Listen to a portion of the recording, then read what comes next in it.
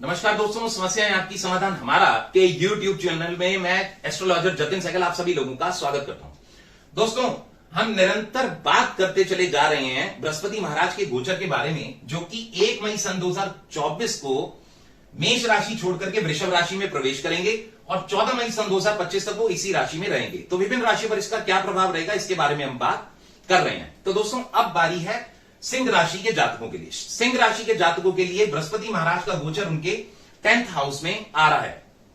दोस्तों, बहुत से विद्वान गण ऐसा बोलते हैं कि जहां पर बृहस्पति महाराज बैठते हैं वहां पर वो खराब करते हैं और जहां पर वो देखते हैं वहां पर वो अच्छा करते हैं। हालांकि मेरा यह मानना है कि खराब तो नहीं करते हैं, क्योंकि वो उस जगह को एक्सपेंड करते हैं और वो एक नेचुरल बेनिफिट प्लैनेट माने गए हैं। तो जब कभी भी हमारे को किसी चीज को एक्सपैंड करना होता है तो हमारे को एक्स्ट्रा एफर्ट्स तो लगाने पड़ते हैं। शायद यही एक रीजन रहा होगा जिसके कारण वो बोलते हैं कि जहां पर वो बैठते हैं वहां पर वो थोड़ा सा खराब करते हैं।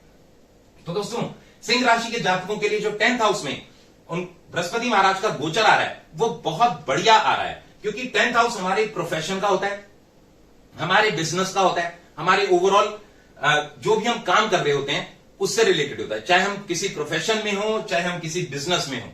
ठीक है, तो डेफिनेटली जो है सिंह राशि के जातक उसको एक्सपैंड करने की कोशिश करेंगे। यदि अब तक उनकी अगर वो जॉब सर्च कर रहे होंगे, क्योंकि जॉब के लिए भी होता है, अगर कोई जॉब सर्च कर रहे होंगे तो वो जॉब के लिए भी इनके लिए पॉजिटिव रिजल्ट देगा।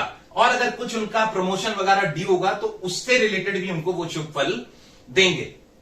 इसके अलावा दोस्तों, बृहस्पति महाराज की 3 दृष्टियां होती हैं, 5वीं 7वीं 9वीं। तो ये देखिए 1 2 3 4 5 बृहस्पति महाराज की 5वीं दृष्टि उनके 2nd हाउस पे आएगी। 2nd हाउस हमारे जोड़े हुए धन का, हमारे कुटुंब का, हमारी वाणी का। तो जितने सिंह राशि के जातक होंगे उनकी वाणी इस समय बहुत बढ़िया ज्ञानवर्धक वाणी होगी, प्लस उनके बैंक बैलेंस में वृद्धि होने की पूरी संभावना है।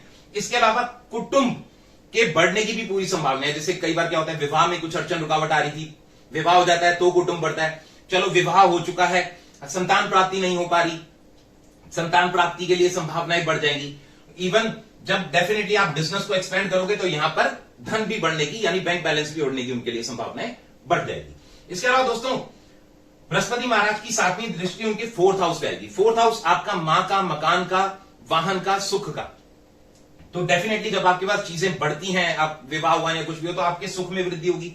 नया मकान लेने की संभावनाएं हैं, किसी मकान को, पुराने मकान को रेनोवेट करने की सोच रहे हैं तो उससे रिलेटेड भी आपको शुभ फल देगा, सुखों में वृद्धि होगी। नया वाहन लेने की अगर आप सोच रहे हैं तो उससे रिलेटेड भी आपको सुख मिलेगा। यदि मदर की हेल्थ थोड़ी सी गड़बड़ चल रही थी तो उसमें भी आपको हेल्प मिलेगी। इसके अलावा दोस्तों, बृहस्पति महाराज की 9वीं दृष्टि यानी 7 8 9 9वीं दृष्टि 6th हाउस पे आएगी। 6th हाउस रोग ऋण शत्रु, यानी कहीं ना कहीं अगर आपके कोई शत्रु थे, कुछ वाद विवाद की स्थितियां हो रही थी तो वो सुलझने की संभावनाएं हो जाएगी। कोई कोर्ट कचहरी में कोई केस चल रहा था तो आउट ऑफ कोर्ट सेटलमेंट होने की संभावनाएं बन जाएगी। पहले से यदि कोई रोग हो रहा था तो वो रोग में भी रिकवरी होने की आपकी संभावनाएं बन जाएंगी। इसके अलावा कोई पहले से कर्जा चल रहा था तो वो कर्जा भी आपका कम होगा, क्योंकि जब आपके इनकम में वृद्धि होगी, बैंक बैलेंस में वृद्धि होगी तो डेफिनेटली आपका कर्जा भी खत्म होगा। यानी अगर ओवरऑल में देखा जाए तो ये बृहस्पति महाराज का गोचर सिंह राशि के जातकों के लिए बहुत अच्छा ही फल लेकर के आ रहा है। बट दोस्तों, जैसा मैंने हमेशा पहले बोला कि जो है सबसे पहले हमारी जन्म कुंडली ही काम करती है, जो कि जन्म तिथि, जन्म समय, जन्म स्थान अनुसार तैयार होती है।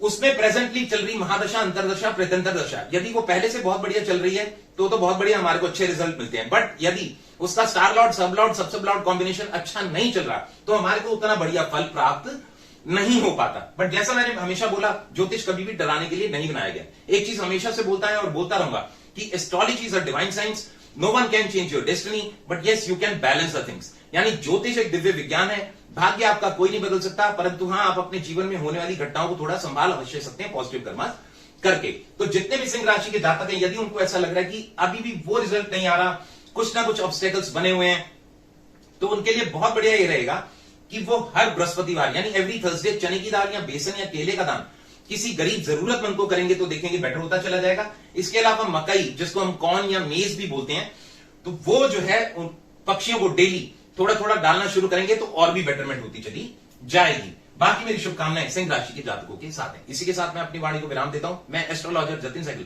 समस्याएं आपकी समाधान हमारा YouTube चैनल। धन्यवाद।